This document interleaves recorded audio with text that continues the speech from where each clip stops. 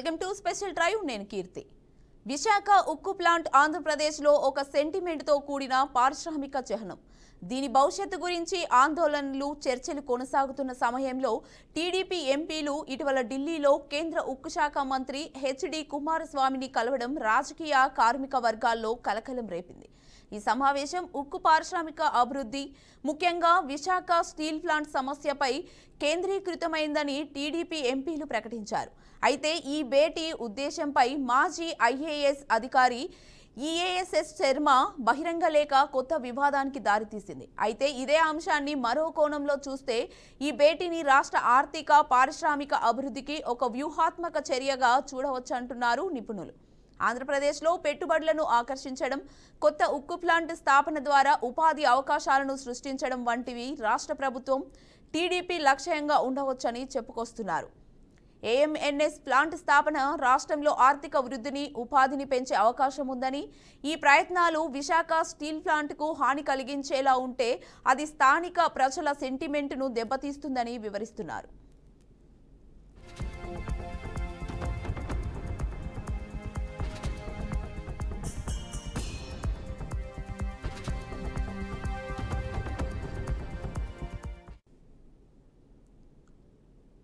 Visakha steel plant దశాబ్దాలుగా captive mines లేకపోవడం వల్ల ఆర్థిక ఒత్తిడిని ఎదుర్కొంటోంది.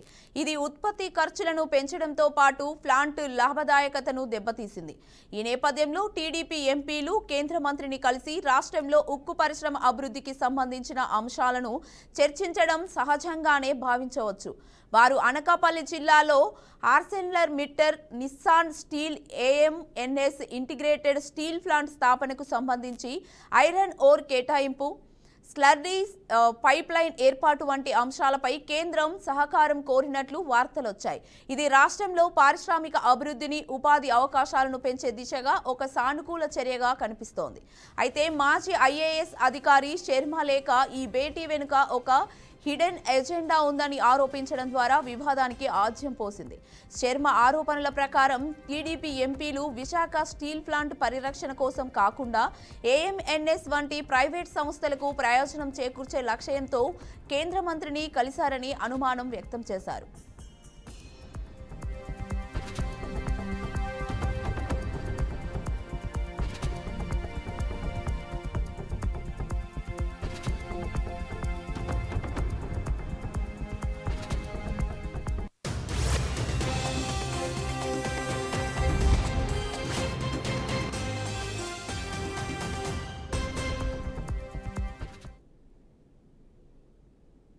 ఈ ఆరోపణలు కార్మిక సంఘాలు, రాజకీయ ప్రత్యర్థుల మధ్య చర్చనీయాంశంగా మారాయి.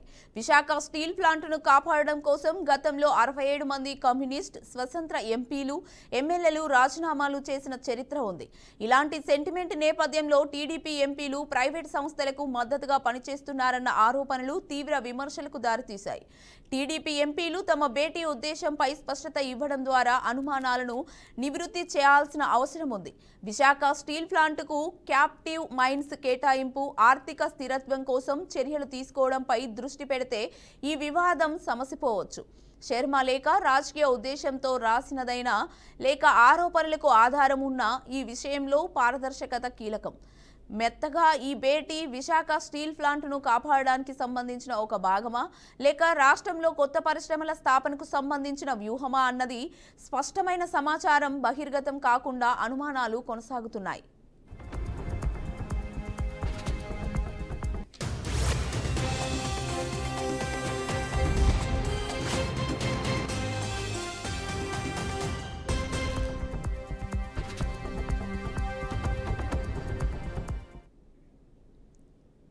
ఇదే అంశంపై చర్చించడానికి మనతో పాటు ఉన్నారు బివి రామ్, తెలుగు శక్తి అధ్యక్షుడు. నమస్కారం సార్. నమస్తే మేడం. సార్, ఇప్పుడు మామూలుగా ఈ స్టీల్ ప్లాంట్ అనేది ఆంధ్రప్రదేశ్లో ఒక సెంటిమెంట్గా అంటున్నారు సార్, ఏమంటారు దీని గురించి మీరు?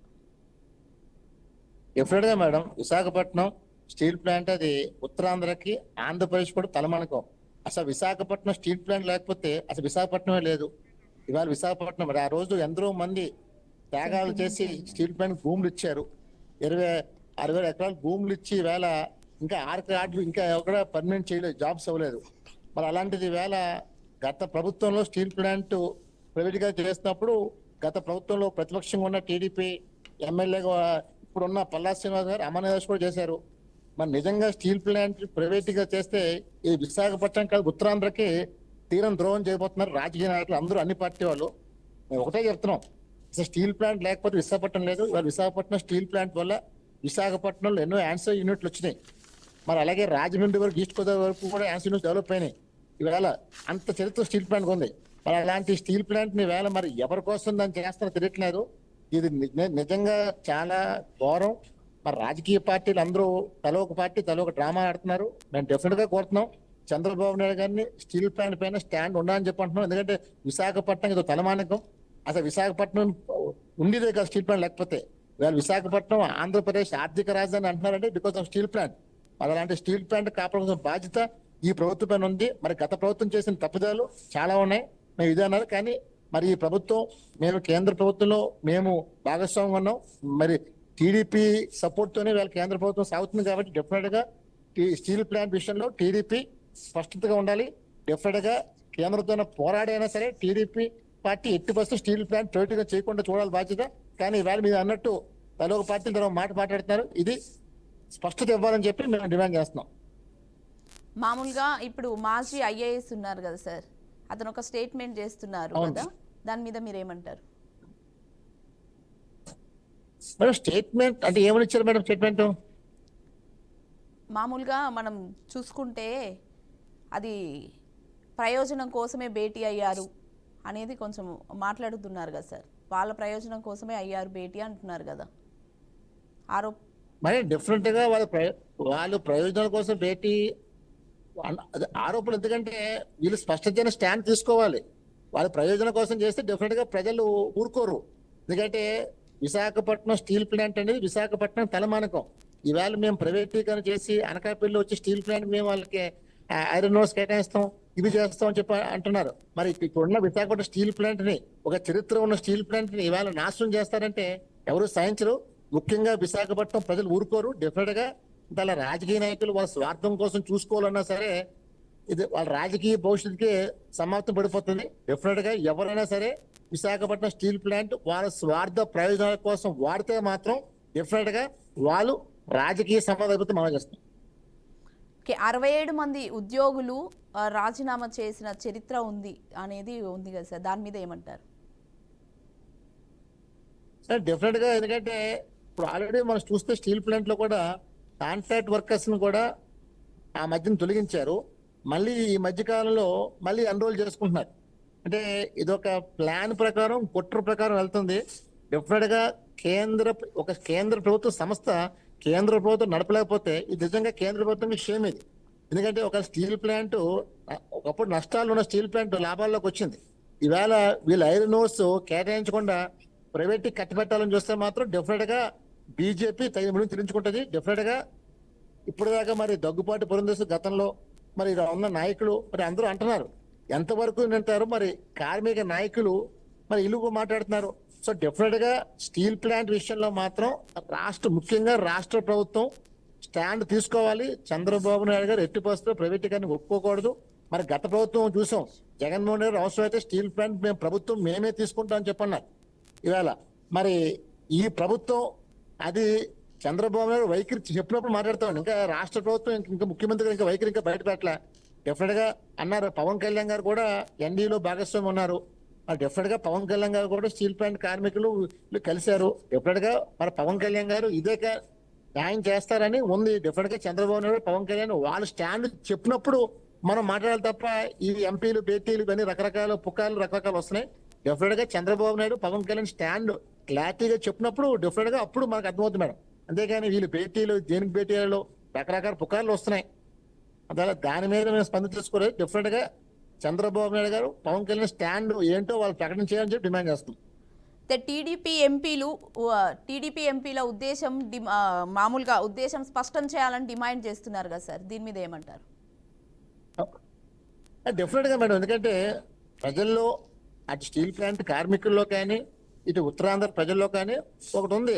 డెఫినెట్ గా టీడీపీ ఎంపీలు స్పష్టత చేయాలి. ముఖ్యంగా మనకి ఇద్దరు ఉన్నారు మంత్రులు, రామ్మోహన్ నాయుడు ఉత్తరాంధ్ర నుంచి రామ్మోహన్ నాయుడు గారు ఉన్నారు, అక్కడ గుంటూరు నుంచి ప్రొఫెసర్ రాజశేఖర్ ఉన్నారు. డెఫినెట్ గా వీళ్ళు ప్రజల్లో వచ్చిన అనుమానాలు వీళ్ళు స్పష్టత చేయాలి. డెఫినెట్ గా ప్రజలు ఏం కోరుకుంటున్నారు ప్రభుత్వం అదే చేయాలి తప్ప వీళ్ళు ఏదో మేము 5 ఏళ్ళు ఉన్నాం పదవిలో, మేము 5 ఏళ్ళు ఏం చేస్తామని చూసుకుంటే మాత్రం డెఫినెట్ గా రాజకీయ సమాధులు అయిపోతారు. దాన్ని మేము ఒకటే కోరుతున్నాం, డెఫినెట్ గా ఎవరైతే ఇద్దరు ఆంధ్రప్రదేశ్ నుంచి ఇద్దరు కేంద్ర మంత్రులు ఉన్నారో వాళ్ళు దీనిపైన స్పష్టమైన ప్రకటన చేయాలని చెప్పి ప్రజలు డిమాండ్ చేస్తున్నారు. మామూలుగా పారదర్శకత లేకుంటే అనుమానాలు వ్యక్తమయ్యే అవకాశం ఉంటుంది కదా సార్? మరి ఒక రకంగా తీసుకుందాం మేడం, ఇప్పుడు గతంలో వైసీపీ ఉన్నప్పుడు ఇప్పుడు ప్రజెంట్ ఎవరైతే గాజువాక్ ఎమ్మెల్యే మరియు రాష్ట్ర టీడీపీ అధ్యక్షుడు పల్లా శ్రీనివాసరావు గారు స్టీల్ ప్లాంట్ పైన ఆమోదం చేశారు. మరి స్టీల్ ప్లాంట్ ఇవాళ నిజంగా ఆంధ్రప్రదేశ్ లో అంత భారీ మెజార్టీ, ఆంధ్రప్రదేశ్ లో 170 స్థానాల్లో గాజువాక్ ఏదైతే స్టీల్ ప్లాంట్ ఉందో ఆ స్థానం నంబర్ 1 వచ్చింది ఆంధ్రప్రదేశ్ లో అసెంబ్లీ స్థానం. మరి ప్రజలు విశ్వసించారు. మరి ఆ విశ్వాసం వీళ్ళు కాపాడుకుంటారా, ఇలా విశ్వాసం పోగొట్టుకుంటారా అనేది వీళ్ళు చెప్పాలి. మరి ముఖ్యంగా టీడీపీ రాష్ట్ర అధ్యక్షుడు కూడా పల్లా శ్రీనివాసరావు కూడా స్టీల్ ప్లాంట్ ఉన్న కాన్స్టిట్యున్సీ ఆయనది. సో డెఫినెట్ గా వీళ్ళు చెప్పాలి. మరి అంటే వీళ్ళు కానీ ఏమైనా ప్రజలు మోసం చేస్తే డెఫినెట్ గా ప్రజలు గుణపడని చెప్తారు. అదే నాకు తెలిసి చంద్రబాబు నాయుడు గారు అలాంటి చీరని నాకు ఉంది, నాకే కాదు విశాఖపట్నం ప్రజలు అందరికీ ఉంది, చంద్రబాబు నమ్మకం ఉంది. డెఫినెట్ గా చంద్రబాబు నాయుడు గారు దీనిపైన మోడీ గారి దగ్గర గట్టిగా స్టాండ్ తీసుకొని చెప్పి ఇక్కడ స్టీల్ ప్లాంట్ నాయకులు కానీ కార్మికులు కానీ అలాగే ప్రజలు కానీ కోరుకుంటున్నారు. డెఫినెట్ గా పవన్ కళ్యాణ్ చంద్రబాబు నమ్మకం ఉంది, ఆ నమ్మకాన్ని నిలబెట్టుకోవాలని మేము కోరుకుంటాం. అదే సార్, విశాఖ ఉక్కు భవిష్యత్తుపై కొంచెం ఆందోళన అయితే వ్యక్తమవుతుంది, దీని మీద ఏమంటారు సార్?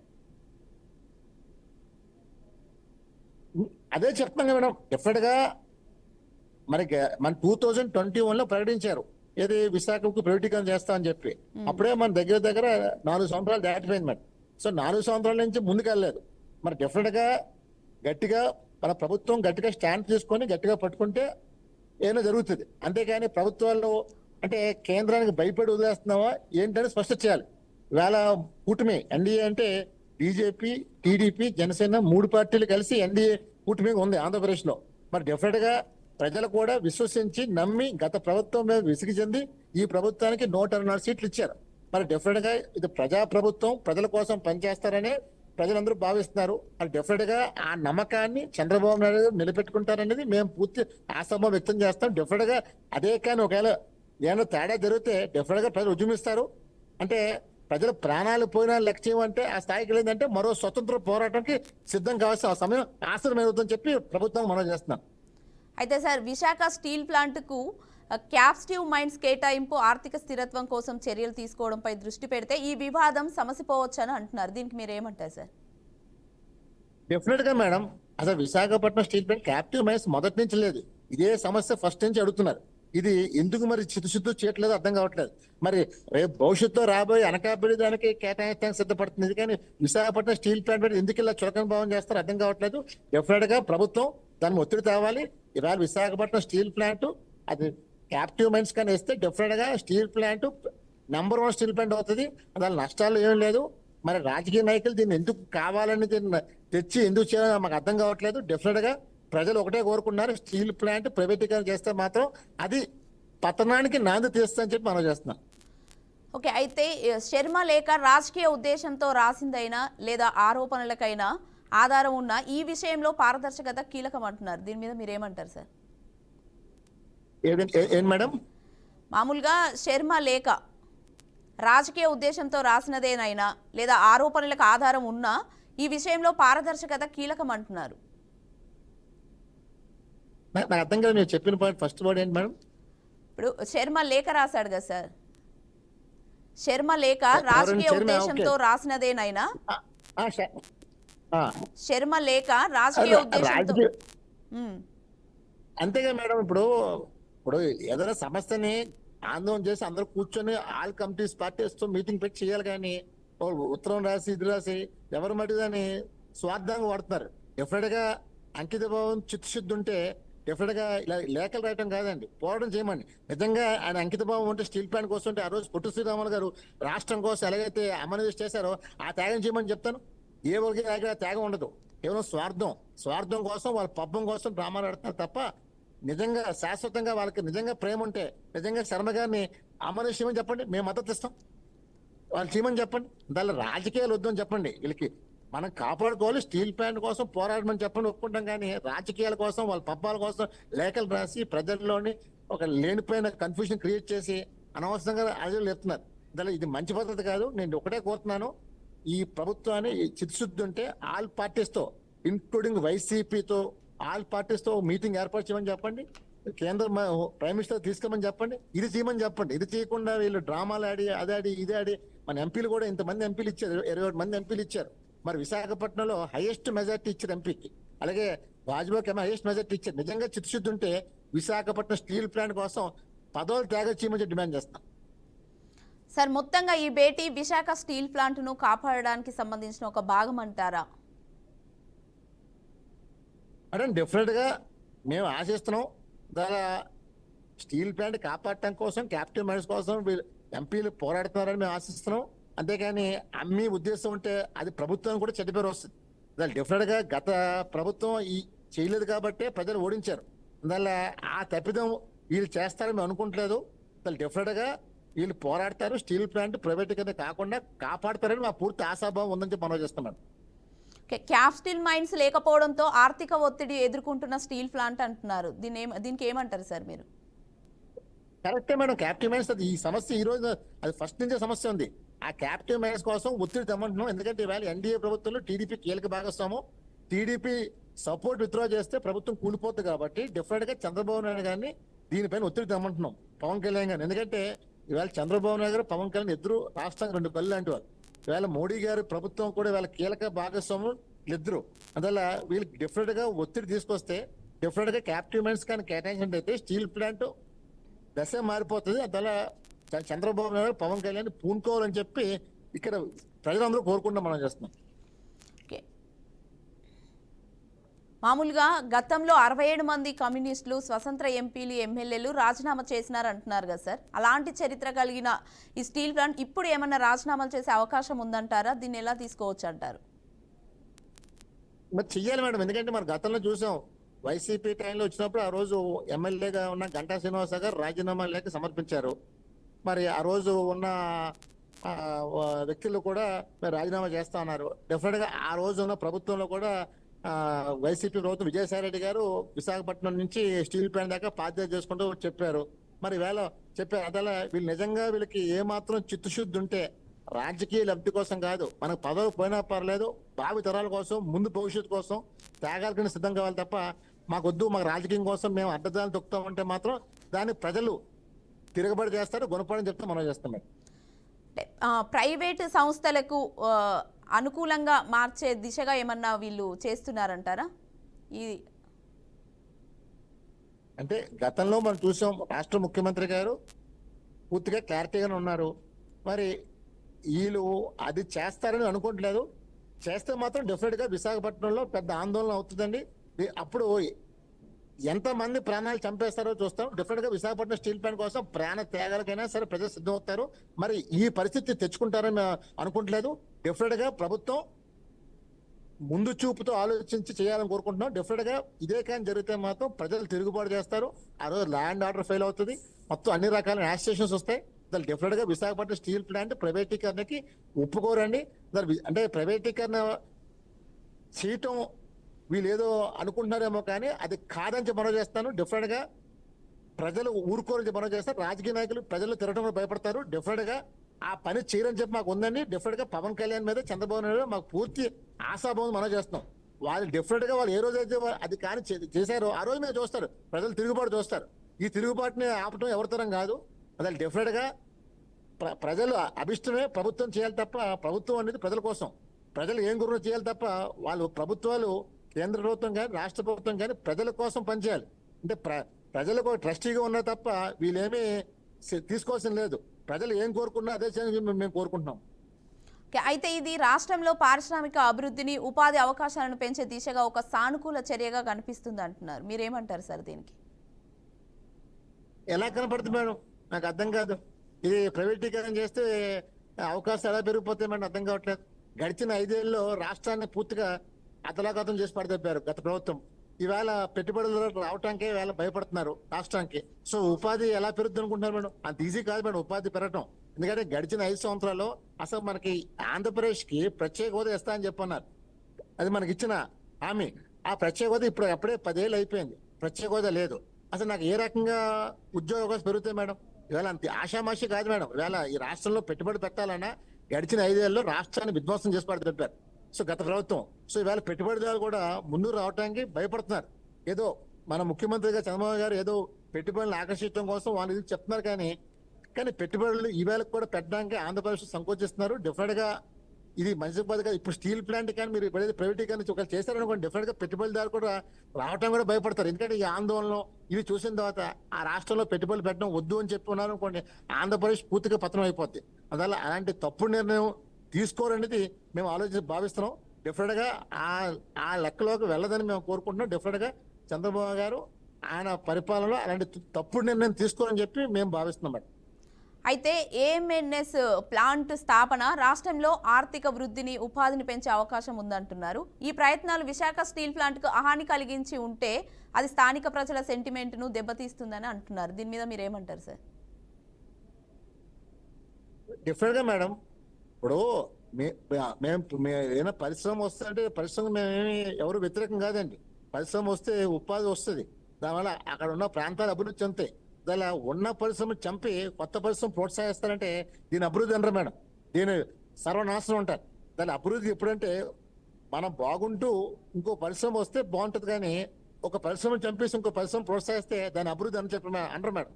దాన్ని డెఫినెట్ గా అదే కానీ జరిగితే ఉద్యమం వస్తుంది, డెఫినెట్ గా ప్రజలే వ్యతిరేకిస్తారు. ఓకే, మామూలుగా ఎంపీలు ఇటీవల ఢిల్లీలో కేంద్ర ఉక్కు శాఖ మంత్రి హెచ్డి కుమారస్వామిని కలవడం రాజకీయ వర్గాల్లో కలకలం రేపింది సార్. దీని మీద మీరేమంటారు? మేడం ఒకటి, ఎందుకంటే ఇన్ఛార్జ్ మన భీమవరం చెందిన ఉన్నారు మినిస్టర్ గారు, కలకలం రేపే ఉంది మేడం. అది కలుస్తారు. వాళ్ళు కూడా అన్న మాట ఏంటండి, మేము చూస్తున్నాం అని చెప్పారు. మరి గతంలో చంద్రబాబు గారు ఢిల్లీలో ఉన్నప్పుడు కూడా స్టీల్ మినిస్టర్ కలిసినప్పుడు దాని గురించి మాట్లాడుతున్నారు, చర్చిస్తున్నారు. వాళ్ళు డెఫినెట్ గా ఆ మధ్యన కూడా వచ్చారు, విశాఖపట్నం విజిట్ చేశారు స్టీల్ ప్లాంట్ అని చూడటానికి. అసలు డెఫినెట్ గా ఇప్పుడు కలటం దానికి రకరకాల అపోహలు ఊహలు వెళ్తున్నాయి. అసలు డెఫినెట్ గా ఇంకా ఏమీ క్లారిటీగా అని చెప్పడం, అదన్నీ అపోహలు ఊహగన్నాలు తప్ప ఇంకా ఎటువంటి స్పష్టత లేదండి. అసలు డెఫినెట్ గా ఆ తప్పు నిర్ణయం తీసుకోమని చెప్పి, ఎందుకంటే నిజంగా నిర్ణయం తీసుకోవాల్సిన ఉద్దేశం ఉంటే ఈ పాటికే తీసుకోవాలండి. అది జరగలేదండి. అందువల్ల అంత ఆషామాషి కాదండి. ఒక సంస్థని అలాగా మేము చేస్తామనేది ఆషామాషి విషయం కాదు. డెఫినెట్ గా ఆ జోలికి వెళ్దాని. అదే కానీ వెళ్తే అన్ని ఇప్పుడు నిజంగా ప్రైవేట్ తీసుకుంటారండి. తీసుకున్న తర్వాత ఆందోళన చేసిన తర్వాత రేపు ఎవరైనా ప్రైవేట్ కంపెనీ తీసుకున్నా సరే కంపెనీ స్మూత్ గా ఫంక్షన్ అవుతే నడపగలుగుతారు తప్ప ఆందోళనలు ఉంటే తీసుకున్న కూడా కంపెనీ నడపలేడండి. అందువల్ల ఎవరు కూడా ఆ సాహసం చేయరండి.